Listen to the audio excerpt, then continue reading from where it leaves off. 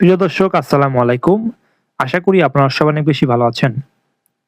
সংসদে আওয়ামী লীগের নিষিদ্ধের যে কার্যক্রম রয়েছে, আইন করে একটি অধ্যাদেশ জারি করেছেন সংসদের বর্তমান সরকার।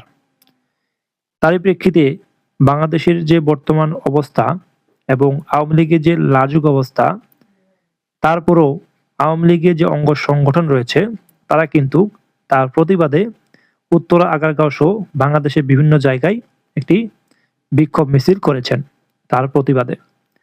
সংসদে অধ্যাদেশ জারি করার পরে তাৎক্ষণিকভাবে আগারগাঁওয়ে একটি বিক্ষোভ মিছিলের আয়োজন করেন স্থানীয় যে নেতাকর্মী রয়েছেন তারা। মূলত এই বিক্ষোভ মিছিলটি ছিল তাদের যে অধ্যাদেশ তাকে বৃদ্ধাঙ্গুলি দেখানোর মতো। তারা দেখিয়ে দিয়েছে নিষিদ্ধ করলে নিষিদ্ধ হয় না, বা অধ্যাদেশ জারি করলেই কখনোই কাজে আসে না। তারই প্রেক্ষিতে তার বিপরীতে তারা একটি বিক্ষোভ মিছিল করেছেন। সেই সাথে তারা জোরালো কণ্ঠস্বরে তারা বলেছেন, জয় বাংলা, জয় বঙ্গবন্ধু। কারণ এই স্লোগান মানুষকে মুক্তির পথ দেখায়। এই স্লোগান মানুষকে, পিছিয়ে পড়া মানুষকে সামনে নিয়ে যাওয়া শেখায়।